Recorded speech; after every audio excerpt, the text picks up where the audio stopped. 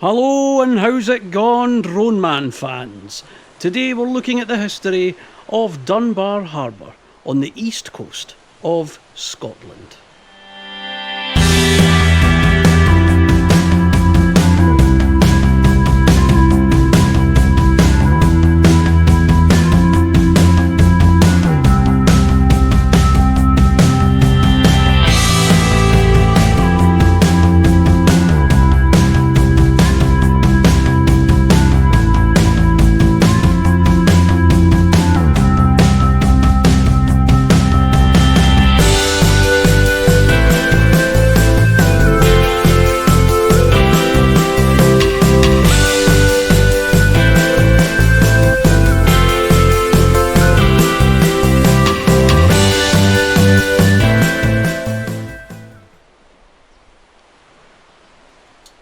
A port at Dunbar itself is first mentioned in a 1555 charter as Lammerhaven, on the east side of the castle of Dunbar. It was a natural anchorage sheltered to the north by Lammer Island, on which the Dunbar Battery sits, and which is linked to the mainland by the causeway forming the southeast walls of the much later Victoria Harbour. The Old Harbour, which is also known as the Cromwell Harbour, can be found in the east of the port. This harbour is protected by a seawall to its east and north and dates from the late 16th century. The new, or Victoria Harbour, can be found in the west and dates from 1842.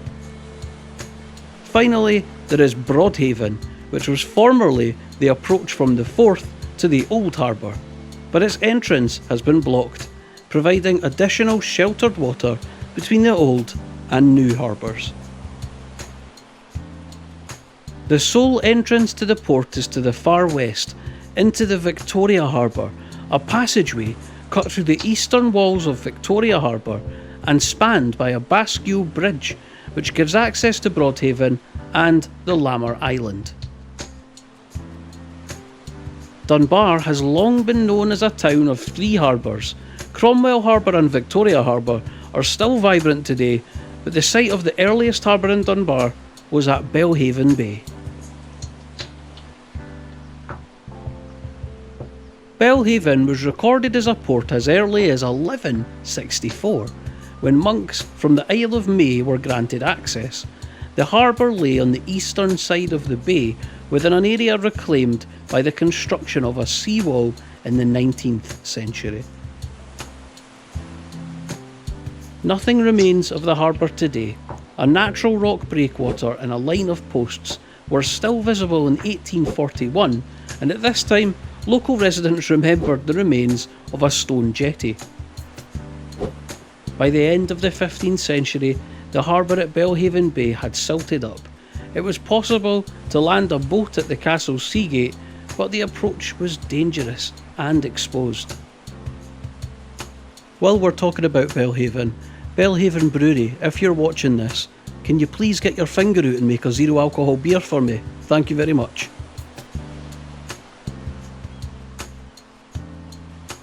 There's evidence that Dunbar didn't have a harbour in 1548 from the writings of a Frenchman who came to Scotland with the French army sent to besiege Haddington in the Rough Wooing.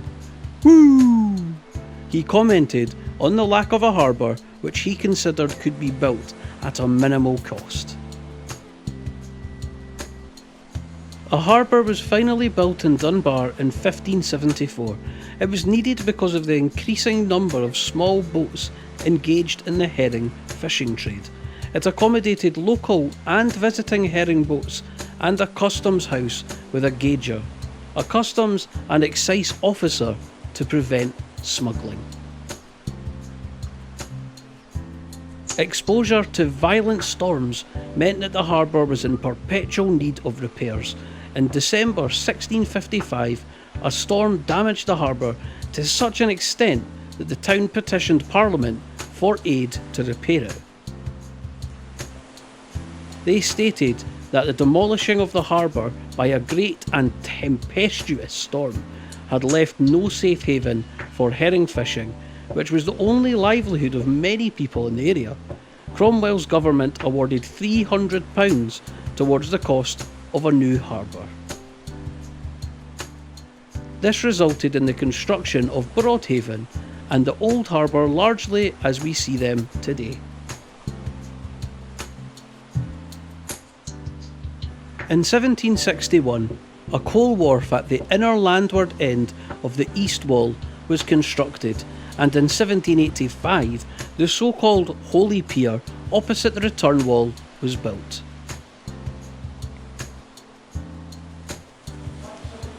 Funding for this work was provided by the borough authorities, who were permitted to levy a duty on ale and beer for a period of 44 years from 1719. Extensive work was carried out to improve the harbour in the 18th century, but by 1822 Cromwell Harbour was considered inadequate for the fishing and sea trade industries. In 1841, permission was granted to build a new harbour at Dunbar. The Victoria, or New Harbour, was built in the 1840s with an access channel cut through to the ruins of the old Dunbar Castle. Sometime after 1842, as part of the design for the Victoria Harbour, a cut was made in the causeway forming the northwest wall of Broadhaven to allow access to and from the new harbour. The original cut was 26 foot wide and was spanned by a metal bridge. The current navigation is 30 foot wide with a bascule bridge installed in 1860. Work on the new harbour was completed in 1844, but problems remained with the sea wall. In 1854, there was a large breach in the wall, which was repaired at great cost to the town.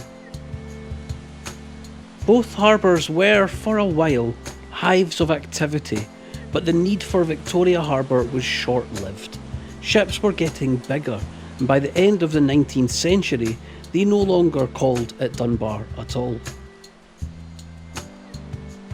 The factor that probably most affected the harbour and seaborne traffic was the opening of the Great Northern Railway in 1846. Goods which had previously been transported round the country by sea could now be transported by rail. In 1886, a weekly steamer ran between Dunbar and London, carrying about 10,000 tonnes in the season. The remainder of the shipping trade consisted principally of inward cargoes of coal, grain, esparto grass, timber, oil cake, china, glass and wood pulps. Dunbar had by 1888 ceased to be a port of registry. A regular trade was for many years carried on by sailing vessels transporting potatoes to London, the district around Dunbar being famed for the fine quality of this vegetable, which obtained the highest price on the market.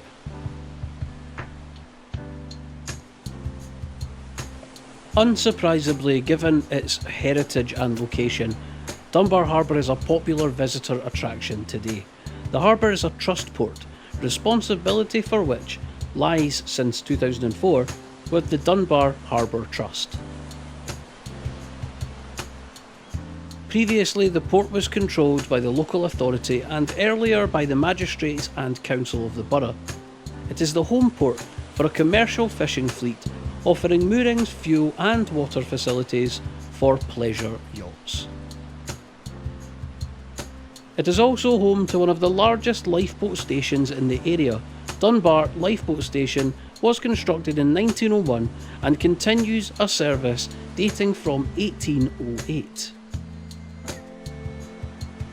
A 15-foot high fisherman's memorial was erected in 1856 at the south end of the east wall of the Old Harbour by local benefactor William Brodie to a design by Alexander Handyside Ritchie.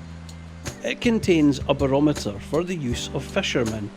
Unfortunately though, it no longer works.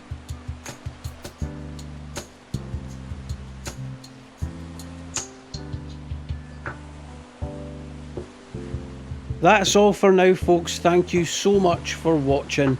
Thanks for coming back and re-watching old videos, for sharing videos and for commenting and things, whether it's here or on social media.